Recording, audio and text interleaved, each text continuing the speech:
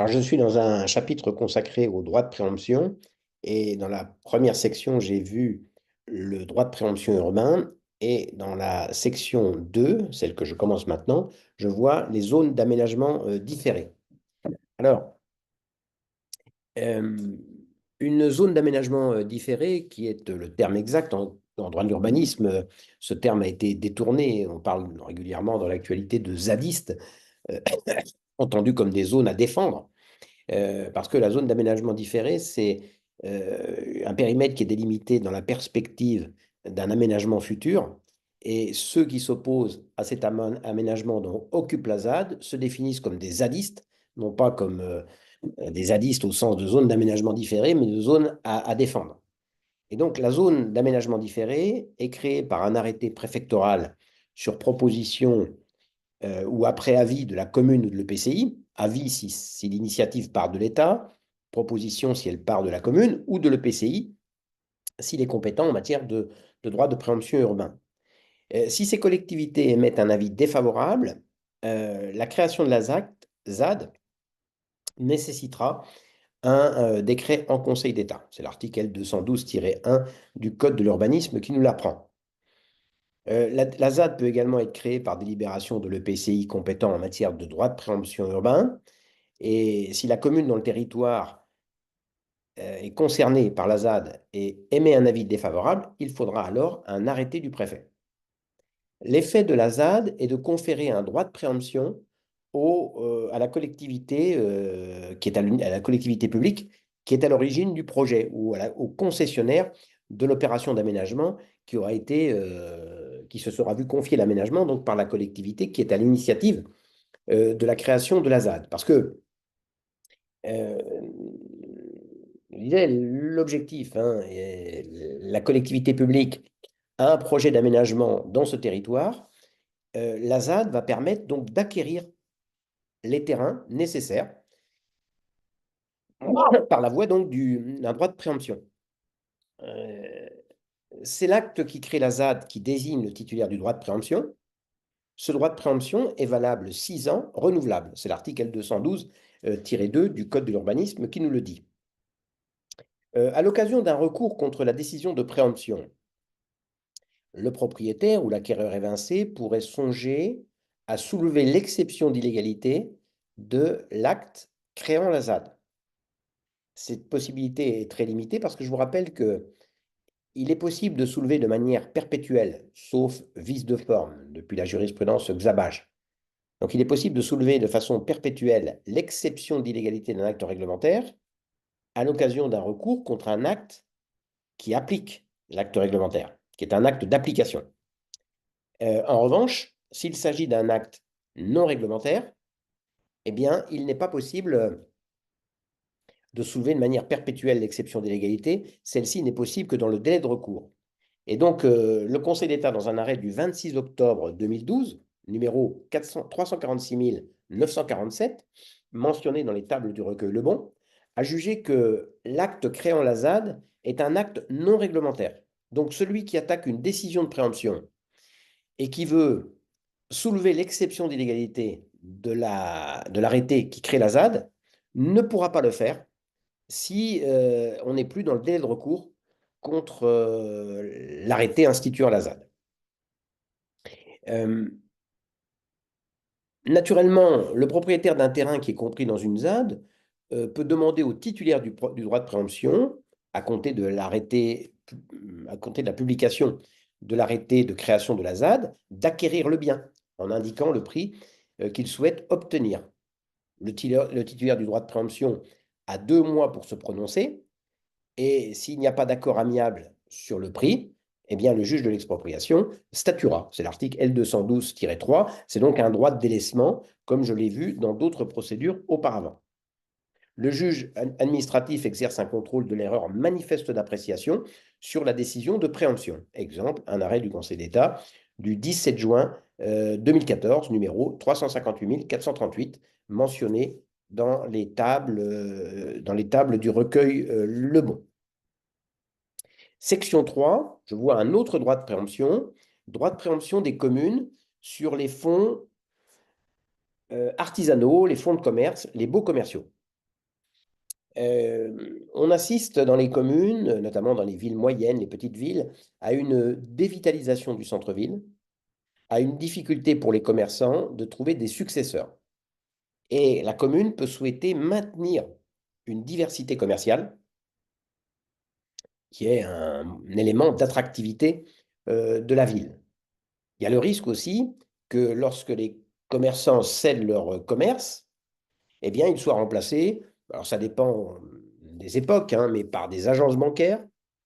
C'est plus dans l'air du temps, hein.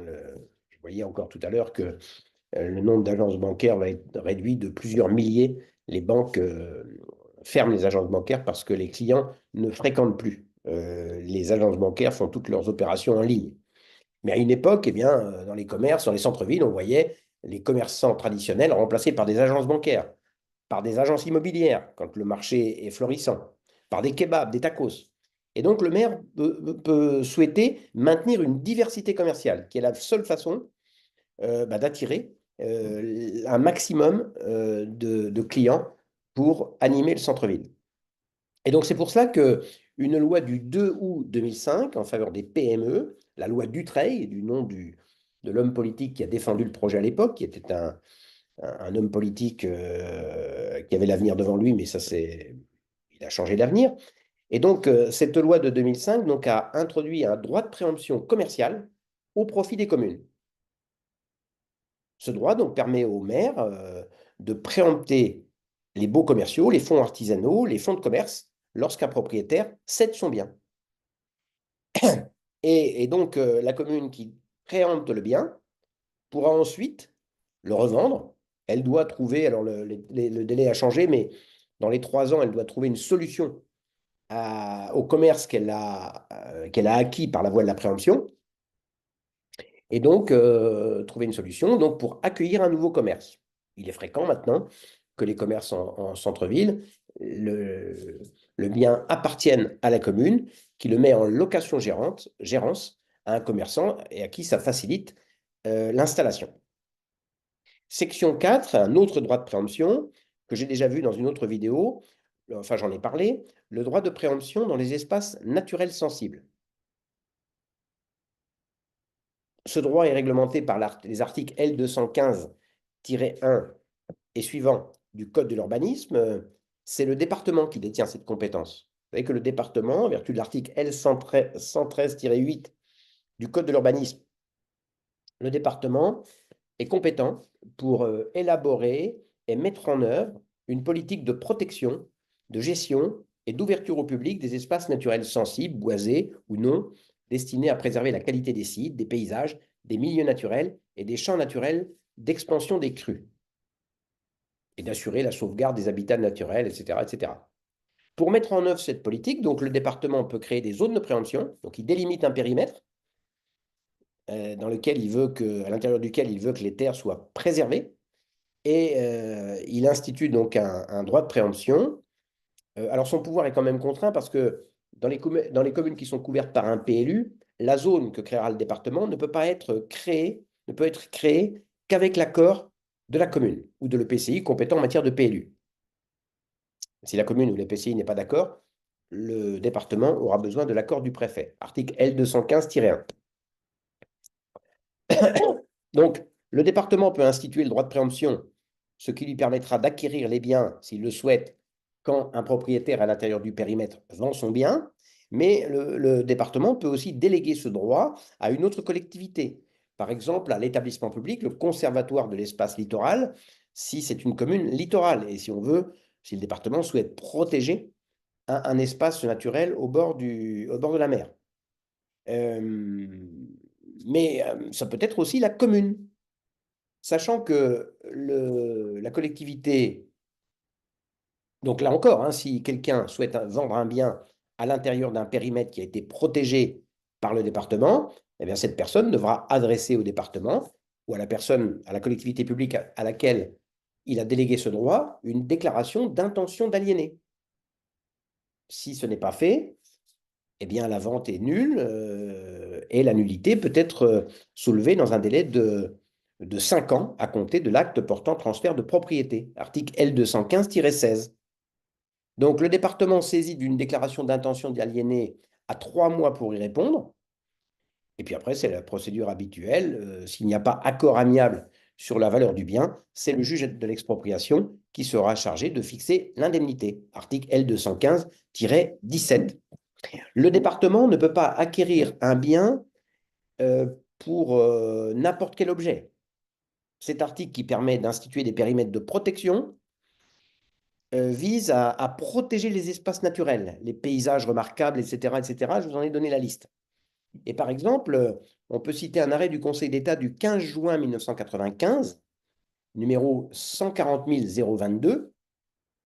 Dans cette affaire, le département des Yvelines donc, a créé un espace protégé au sens de cet article, du article 113-8, je crois, ou 1, je ne sais plus, que je vous ai donné, quand je vous ai donné la référence il y a 2 minutes, et créer donc un espace protégé, instituer le droit de préemption, et donc le conseil départemental des Yvelines décide de préempter une parcelle que son propriétaire vend, au titre donc des espaces naturels préemption, au titre des espaces naturels sensibles.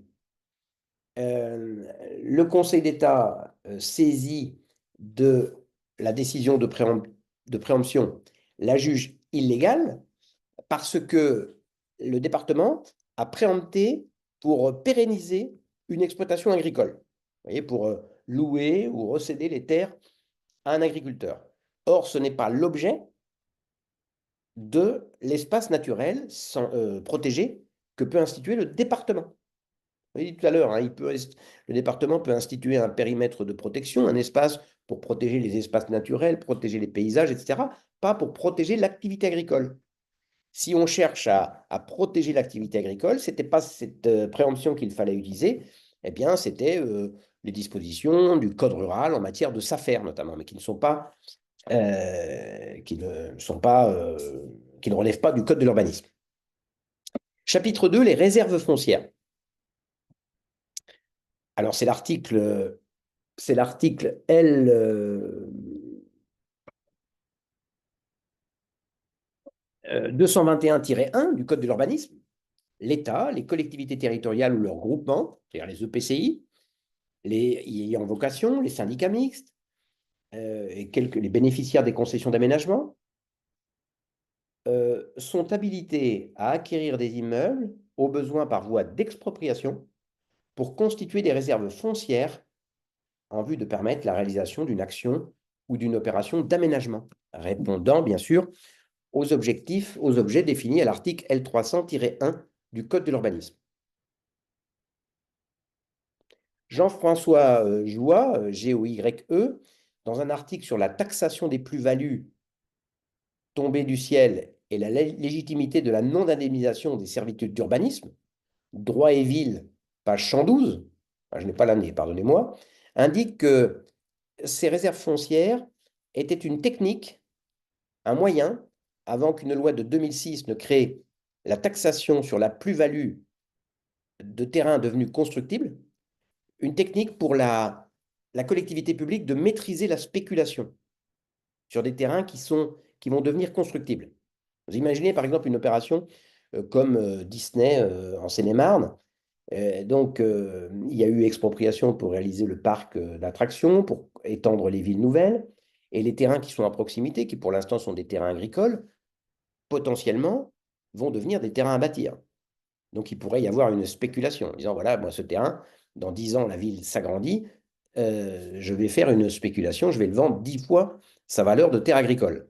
Eh bien, pour éviter cela, la collectivité, je pense que pour Marne-la-Vallée, c'est l'établissement public EPA-France, l'établissement public d'aménagement de Marne-la-Vallée, constitue une réserve foncière et peut acquérir par préemption ou par expropriation les terrains qui sont englobés dans le périmètre de la réserve foncière et qui n'ont que la valeur de terrains agricoles.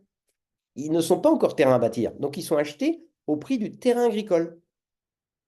Et donc, vous voyez, la plus-value n'est pas réalisée par le propriétaire foncier actuel, mais sera réalisée quand l'opération, le terrain sera déclaré constructible et aménagé. La Cour européenne des droits de l'homme a lutté quelque peu contre ces pratiques, notamment dans un arrêt Cour européenne des droits de l'homme, 2 juillet 2002, Motet de Narbonne, MOTAIS contre France. La personne publique qui s'est rendue acquéreur d'une réserve foncière doit en assurer la gestion raisonnablement, nous apprend le code, je crois que c'est l'article L221-2. Et donc, ben, la collectivité publique devient propriétaire des terrains qui sont constitués en réserve foncière, ça va durer plusieurs années. Et donc, dans l'attente, il faut que ces terrains soient exploités. Si ce sont des terrains agricoles, ils continueront à être exploités. Euh, En principe, l'activité agricole, quand un terrain est loué pour se livrer à une activité agricole, le contrat qui est conclu est un bail rural, qui est un bail très protecteur pour le locataire. C'est un bail de longue durée, 9 ans, même plus, 18 ans. Le loyer est enfermé dans des minima, des maxima. Le locataire a une protection, il ne peut pas être expulsé, le bail ne peut pas être résilié facilement. Et donc, comme la réserve foncière est constituée dans le but à terme, mais on ne sait pas quand, de mener une opération d'aménagement, eh bien, dans l'attente, la collectivité publique propriétaire des terrains agricoles les loue à des agriculteurs, mais pas sous le régime du bail rural, parce qu'elle ne peut pas garantir une stabilité de 9 ans ou de 18 ans. Donc, il y a un contrat, et puis il y a un préavis qui est variable selon le moment des récoltes. Vous voyez, c'est l'article L221-2. La collectivité doit donner un préavis un an au moins, dès lors qu'une indemnisation à l'exploitant est prévue au contrat de concession, en cas de destruction de la culture, avant la récolte. 3 mois avant la levée de la récolte. Si c'est du blé, eh bien, le préavis doit être donné 3 mois avant la récolte qui a lieu en juin, début juillet. Chapitre 3, l'aménagement foncier. L'aménagement foncier. Alors, je vais voir dans un premier point, dans une section 1, la notion d'aménagement, qui est une notion que j'ai déjà vue. Et puis après, je vais voir les moyens de réaliser l'opération d'aménagement. Je vous ai dit, j'en ai parlé lorsque j'ai vu le droit de préemption urbain. La commune peut préempter un bien qui fait l'objet du droit de préemption urbain pour réaliser une opération d'aménagement telle qu'elle est définie à l'article L300-1 du Code de l'urbanisme. Cet article définit ce qu'est une opération d'aménagement. L'article est très étendu, très vaste, hein, je l'avais donné d'ailleurs dans la vidéo précédente. Les actions d'aménagement ont pour objet de mettre en œuvre un projet urbain, vous voyez, ça c'est très vaste, une, une politique locale de l'habitat, organiser le maintien, l'extension ou l'accueil des activités économiques, favoriser le développement des loisirs, réaliser des équipements collectifs, lutter contre l'insalubrité et l'habitat indigne des logements, permettre le renouvellement urbain, vous voyez, sauvegarder, mettre en valeur le patrimoine bâti. La loi climat et résilience du 22 août 2021, celle qui institue l'objectif ZAN, zéro artificialisation nette, souhaite un aménagement raisonné. Ainsi, elle comporte par exemple des dispositions qui tendent à faciliter l'utilisation des friches. Avant d'artificialiser de nouvelles terres, ne peut-on pas évaluer la possibilité d'utiliser des terrains qui ont été affectés à une activité humaine et qui ne sont plus utilisés, ce qu'on appelle des friches. La loi donc climat et résilience donne une définition de la friche. On entend par friche tout bien ou droit immobilier, bâti ou non bâti, inutilisé et dont l'état, la configuration ou l'occupation totale ou partielle ne permet pas un réemploi sans un aménagement ou des travaux préalables. Article L111-26 du Code de l'urbanisme. Le Premier ministre a pris un décret d'application de cette loi qui est codifié à l'article D111-54 du Code de l'urbanisme.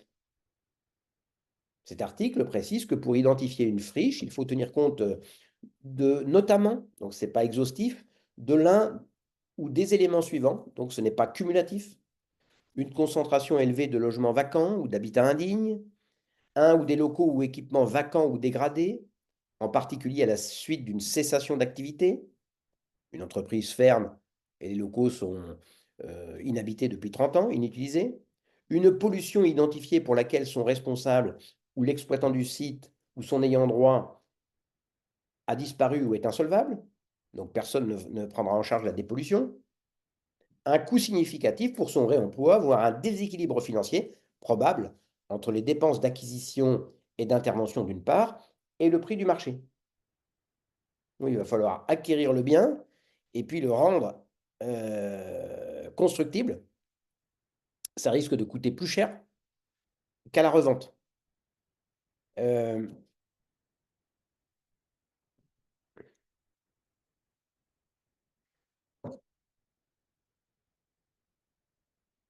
Une précision est apportée également, les EPCI à fiscalité propre qui sont compétents en matière de zone d'activité, en matière de développement économique, devront établir un inventaire des zones d'activité économique dont elles ont maintenant la gestion, dont ils ont la gestion. Ce n'est plus une compétence communale, quelle que soit l'intercommunalité.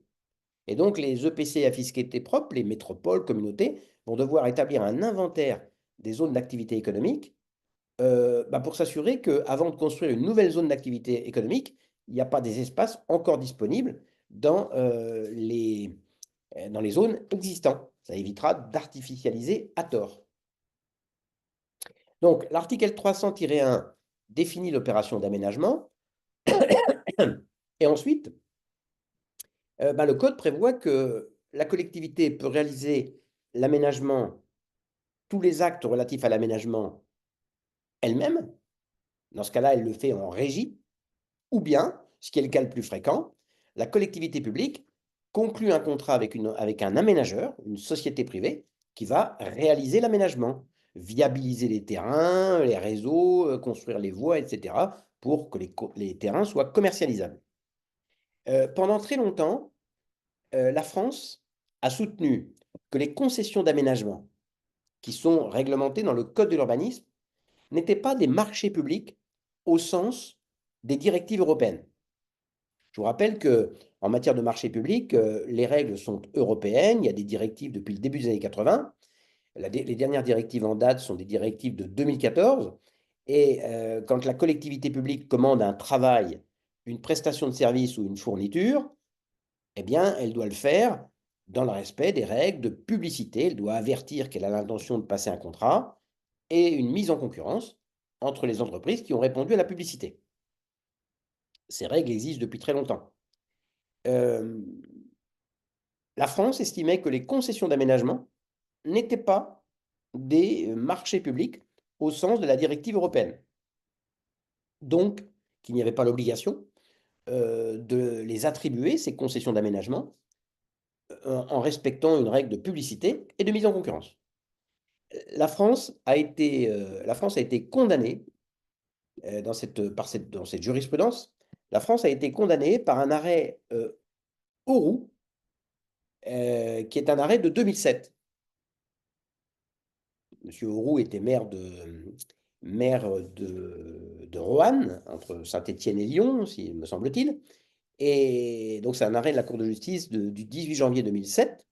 Et donc, il y avait une concession d'aménagement d'un quartier qui avait été conclue par la ville de Roanne sans respecter les règles de publicité et de mise en concurrence, puisque la France estimait qu'on n'était pas en présence de marché public.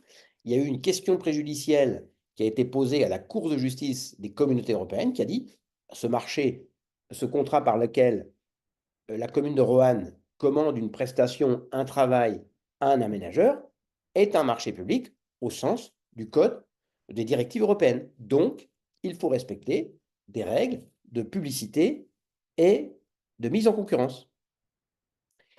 Euh, donc, la France s'est alignée après cette condamnation.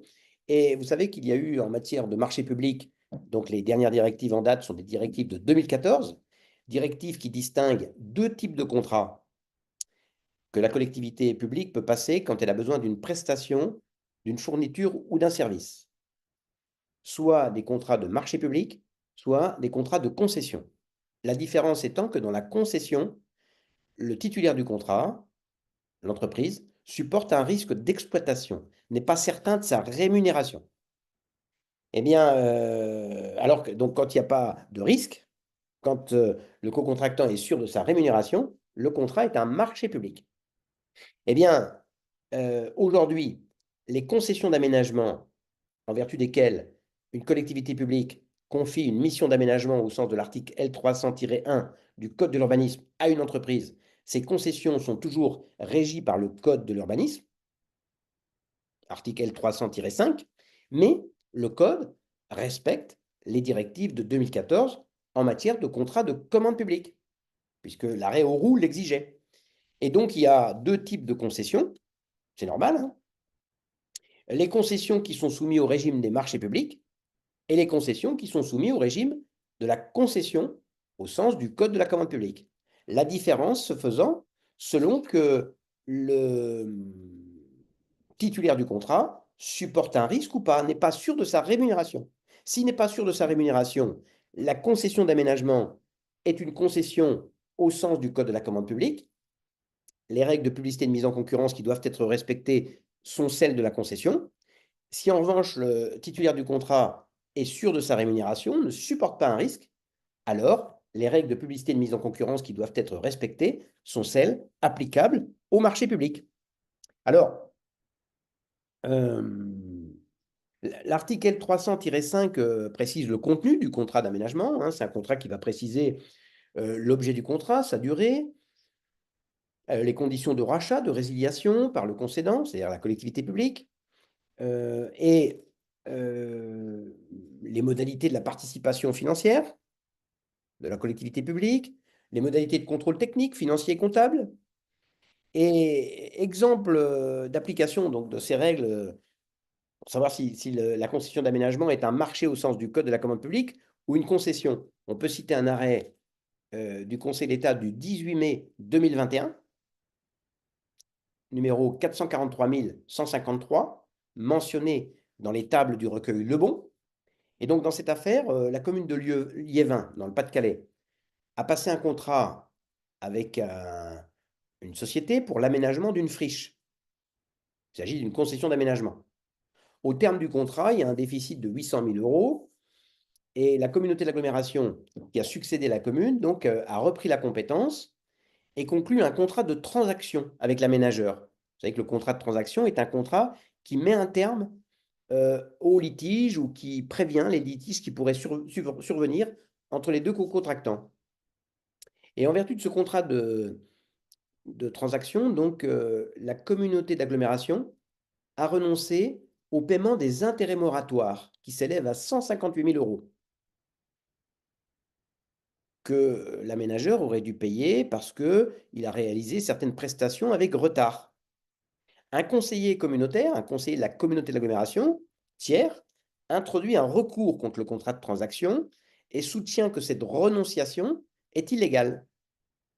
En effet, l'article L2192-14 du Code de la commande publique, L2192-14, à l'époque c'était une loi de 94, mais qui a été reprise intégralement, eh bien cet article interdit à la personne publique de renoncer aux intérêts moratoires dans les marchés publics. Donc, pour savoir si le contrat de transaction était légal, il fallait savoir si la concession d'aménagement conclue entre Liévin, repris, à laquelle s'est substituée la communauté d'agglomération et l'aménageur, était un marché public. Dans ce cas-là, était un marché au sens du Code de la commande publique. Dans ce cas-là, la renonciation était illégale, ou bien était-ce une concession?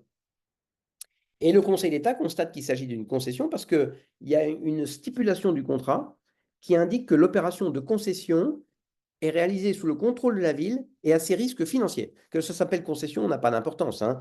Il s'agit de savoir si le co-contractant supporte les risques ou pas. S'il ne les supporte pas, même si ça s'appelle concession, c'est un marché.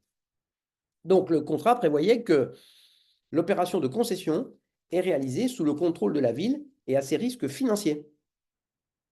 Donc, le co-contractant ne supportait pas de risque. C'est donc un marché public.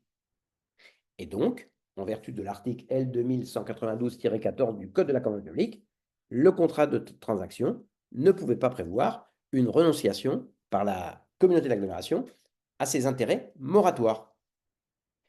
La concession d'aménagement étant attribuée après une mise en concurrence, qu'il s'agisse d'un marché ou d'une concession, l'entreprise qui n'a pas été choisie, ou tout tiers, comme dans l'affaire de commune de Liévin, peut contester le contrat en application de l'arrêt département du Tarn-et-Garonne de 2014.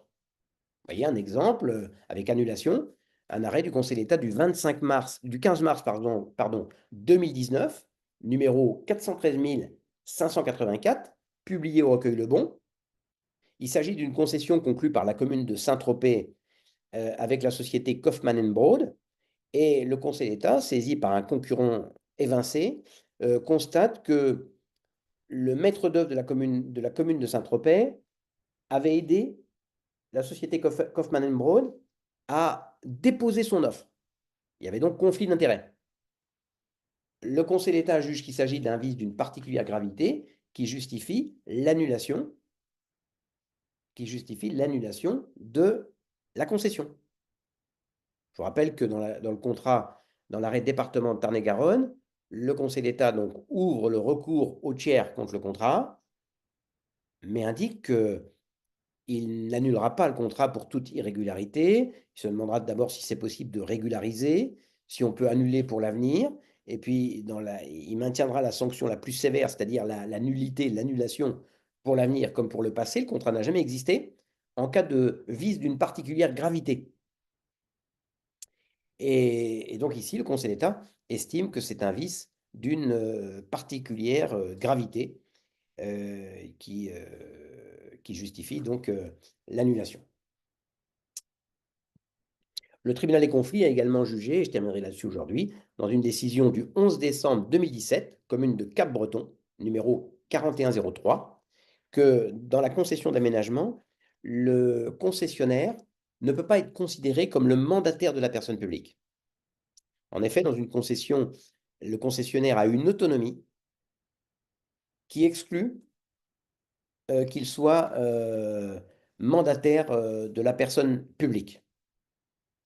Le tribunal des conflits, par cette décision, donc restreint le champ d'application de l'arrêt Société d'équipement de la région montpelliéraine de 1975. Je vous rappelle que pour qu'il y ait contrat administratif, il faut qu'il y ait une personne publique au contrat.